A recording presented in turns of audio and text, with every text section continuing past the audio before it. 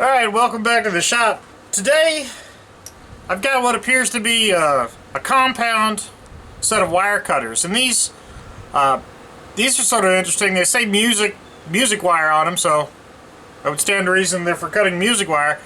And I do own a guitar. So, anyway, these could be of some use to me. What's happened is that these aren't lined up properly, so they're sort of overrunning. And the teeth are chipped. So I think what I'm going to try to do is at least get these aligned again, get the tool cleaned up, do the best I can to maybe I might be able to sharpen those chips out of the teeth. I really don't know. I'm gonna do my best to try to straighten this out. And right now I'm not sure why these other two bolts are missing. If there is indeed room for a second bolt, I will do my best to find another one that matches. And we'll test it out and cut some wire. I've got some safety wire, and it does cut it, but it doesn't cut it nearly as well as it should. So we'll see if we can improve on this. But while I'm here, I'd also like to say, I talk a lot about other channels and Scoutcrafter in particular. I'd just like to say thank you for showing me the Yankee screwdriver. He had mentioned the Yankee number 41. He said you ought to get you one, and you know I got one. I got a lot of tools that I haven't shown you.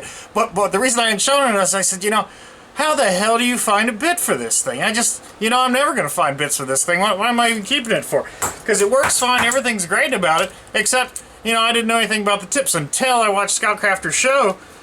And he says, all you got to do is unscrew this. And look, there's all my bits. I had no idea. So anyway, this is really cool, and I've got all the different two-fluted bits in there.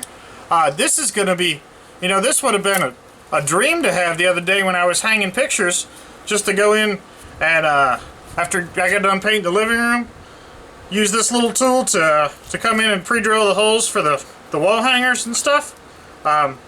Anyway, awesome little tool. Thank you for the tip, Scoutcrafter. I appreciate it. But anyway, enough about that. I'm going to move right along. I'm going to bring this over to the sandblast, disassemble it, bring it to the media blaster, clean it up, wire wheel, fiber wheel, and then bring you back here when I've got it cleaned up.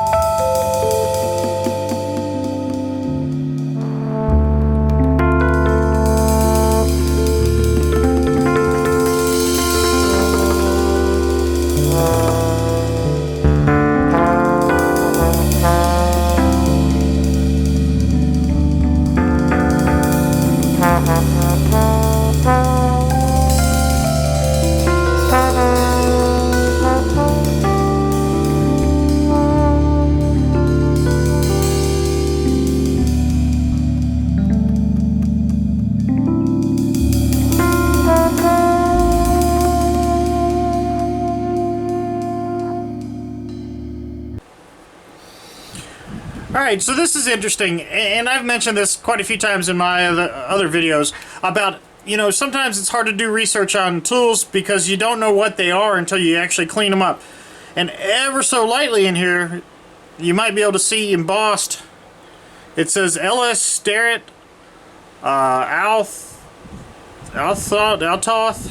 something, or Massachusetts, USA. It says, patented September 22nd, 1899.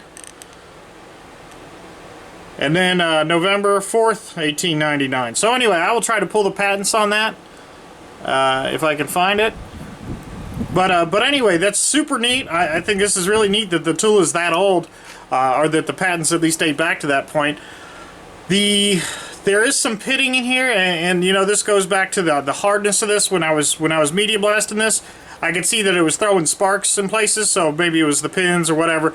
But anything that's hardened, when it gets rusty, it really does leave some deep pits. But the pits don't really bother me. That's not going to be something that I want to buff out of here or sand out of here, because I want to try to leave this as original as possible, minus the patina. So what I've got to do now, and it turns out that there's not a second screw. There's only one spot for a screw, and they have these sort of moving feet in there that these tie into. So what I'm going to do, and this is going to probably make for a horrible video because it'll be so hard to get up close, but what I'm going to try to do is clean these up as best I can, and then put an edge back on them. So we'll see how that goes. I apologize in advance if this is a shit video and it's just music and skips to the end. So, all right, I was going to use my brass jeweler's hand vise. But in this case, I think what I'm going to try is I'm going to try the leather on these. I think might bite in nicely to the serrations, the teeth, the striations that are in this. So I'm going to go ahead and dog these off in my jeweler's vise and take this over to the wire wheel and see if I can't clean it up.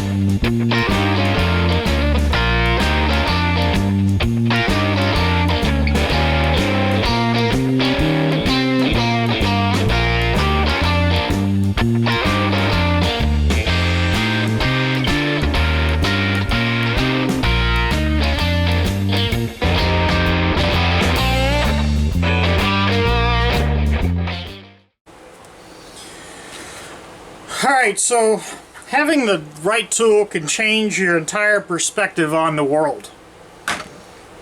And I know this because it's currently happening to me. What I had noticed, I thought I picked it up when I was taking it apart. I thought I noticed that there was a difference in the thread patterns between the two screws. And I said, that can't be. They're pretty similar. What are the odds of somebody getting into this and jamming the wrong screw back into this thing? But, you know, they did. They somehow managed to force this in there. The threads don't look horrible, but somehow, I guess, they managed to make that fit. And, you know, typically that's a real pain in the butt, because then I have to go out and find another one, another bolt, and make everything fit. But, you know, I went through, and I happen to have a box of machined screws that I had to use for my 3D printer, which is still being put together. It's put together, I just need to program it. But anyway, these fit perfectly in there. The only issue is that the head is too big, and that the screws are slightly too long. But luckily, I have a mini lathe. So what I'm going to do is I'm going to turn the heads down on this, and I'm going to shorten these bolts up, and we're going to install them. So we're going to get a little bit of mini lathe action today.